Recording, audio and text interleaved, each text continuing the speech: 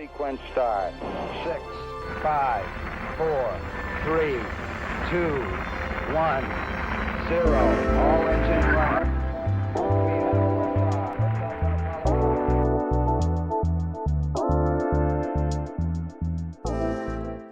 Hello, one and all, my Kerbal Space Program video series.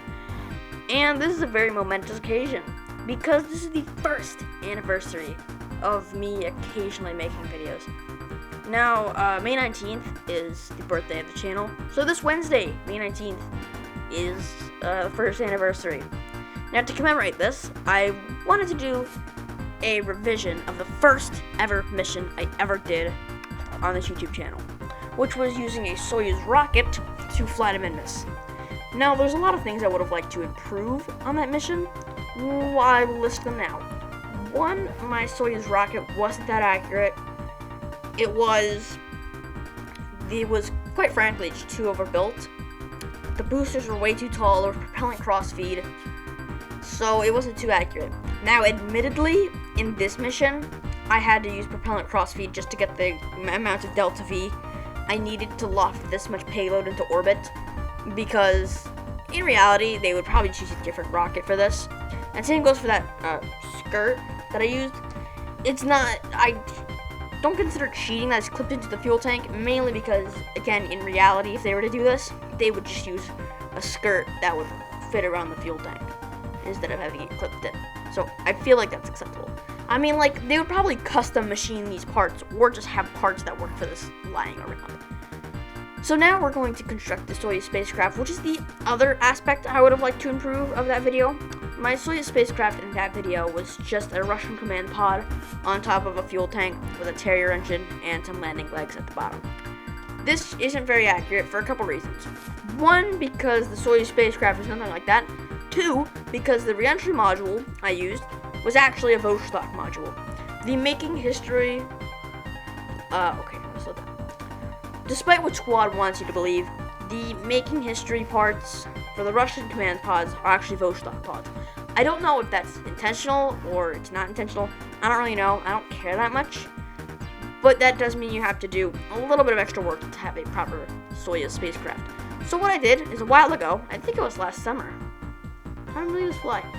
But I saw a design using radiators to make the gumdrop-shaped lander, or gumdrop-shaped, I guess it's a return capsule, to make the gumdrop-shaped reentry module with a heat shield on the bottom, instead of just having the spherical thing. Now here we're going to build the Soyuz rocket. It's much more accurate. It's much more accurate to an actual Soyuz rocket, mainly because there's just one engine on that bottom stage, which means it's a little bit underpowered, but it's not too bad. Now, this is an Apollo-style mission, so yeah. We're going to do some orbital rendezvous. Now you can zoom up on the launch pad. If you notice that weird cut, I know, very messy, but I literally couldn't have been bothered to make it better. It's because this is the second take. On my first take of recording the mission, what I had to do was, when I was docking the lander to the command module for the first time, when I decoupled it, I accidentally did the staging wrong, and it decoupled the Soyuz orbital module, which is decoupled via decoupler. So not only is it a default set to staging, but that means there's no way to reconnect it. So I was, kind of at a loss there, and had to restart because I forgot to make quick save. And I was doing a little bit of yawning there, but I don't really care. It's getting late, guys. I kind of want to go to bed. Gotta do some, I'm just gonna set this video to render overnight. I'm gonna go to bed. I get some nice sleep. And someone's riding a motorcycle. At this hour, was it 10:08? Very late. Someone's riding a motorcycle. I don't know why they do that. Oh, booster separation. I completely talked way past it. But that was the booster separation. Perfect Korolev cross. I'm pretty sure the making history Soyuz boosters, they have built-in SRBs for separation. And I'm like, the way that they're mounted, they will form a perfect Korolev cross pretty much every time. But yeah, so now you can see us pitching back up to 90 degrees. And this would probably be dumb on any other rocket, but this isn't any other rocket. This rocket is, it's not too underpowered, but it's a bit underpowered. It's not like Sorry, I got a brand new mic. Oh, talking point for when I'm done with this. But it's underpowered, that first stage. But, I mean, it's not that big a problem. Gets us up so high. And then the bulk, or no, the rest of our ascent is going to be covered by this cheetah stage. Which I would have liked to be 4 Terry engines just bound in a fairing. But that couldn't have happened because it just wasn't fuel efficient enough to be feasible. So, while I would have loved to do that, it would have looked a lot more accurate. I just couldn't have. So, we're going to make a quick save because this would save me a lot of insanity if I had forgotten to make it. Or it would have cost me a lot of my sanity if I didn't make this one. Basically, it's just a fairly simple docking procedure. We just turn around, reconfigure the ship, burn toward a little bit, keep it aligned with auto SAS, which these all have great SAS control.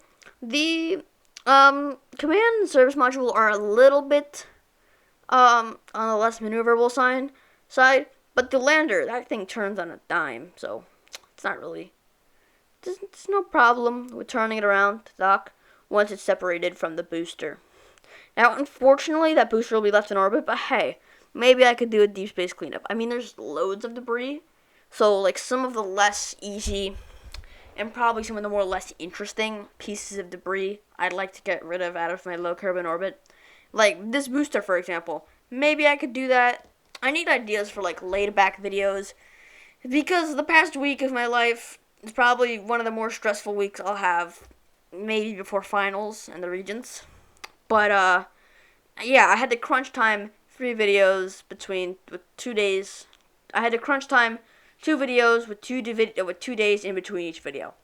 So it was a bit stressful because, you know, I have a life. I, like, have friends that I like to talk to and play games with, as well as, like, work that I have to do.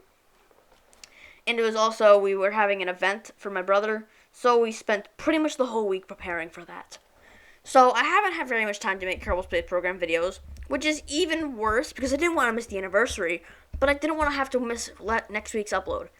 Now, if this week wasn't the anniversary of this channel, and I had more time to think of my video, I originally wanted to do an Eve return mission for the final episode of G-Bros Aerospace, but it couldn't happen, namely because I'm an idiot and can't design a good Eve lander that won't drive me insane trying to transport to Eve.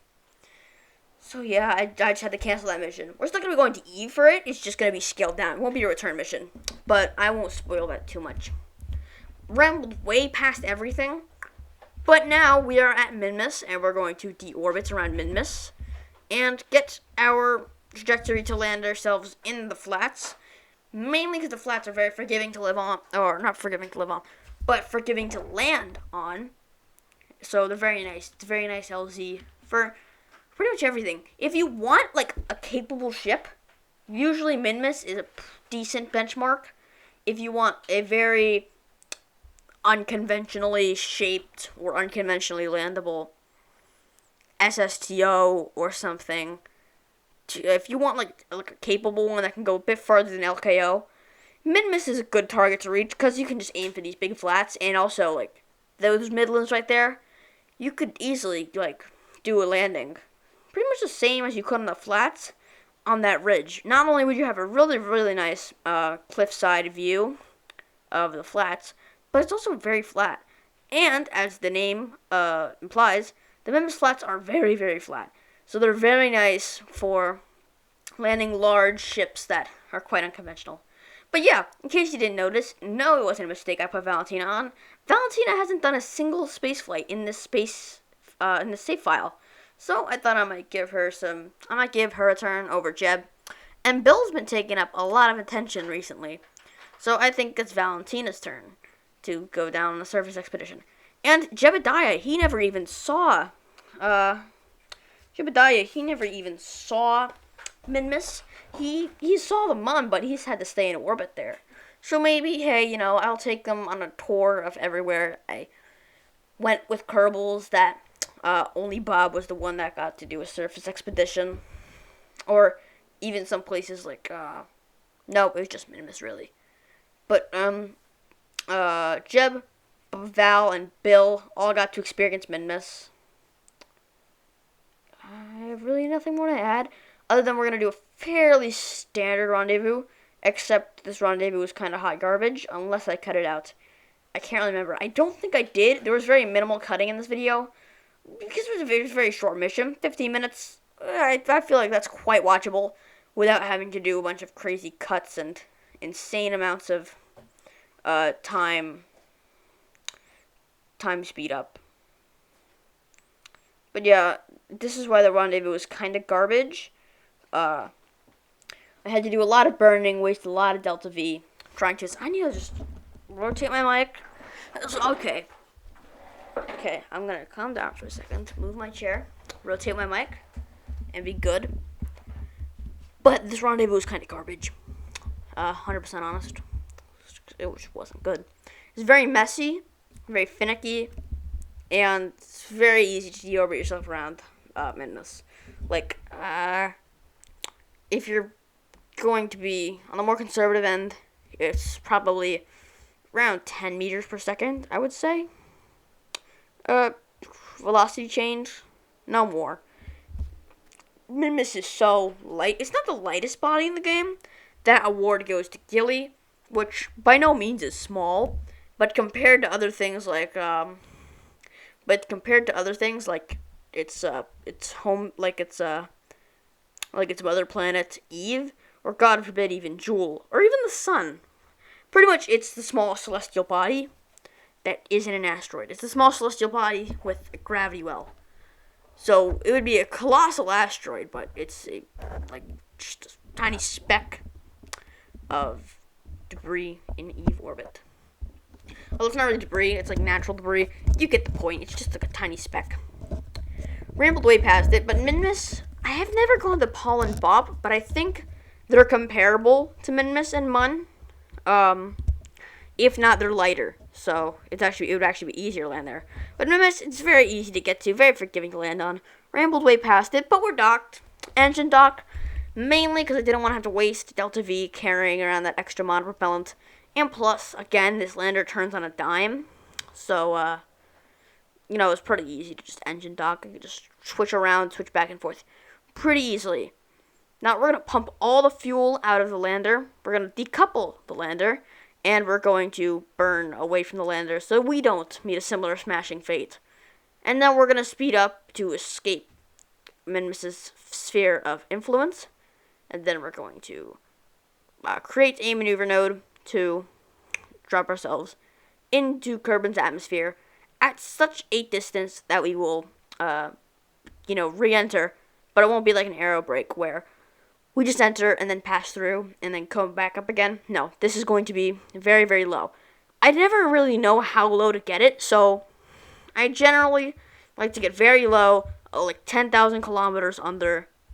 Maybe if I'm being very, very liberal and if it's something that doesn't have to return or I've made ample quick saves, maybe I will go for something like 25 kilometers from interplanetary space. But no more than that, really, because I just never know how much.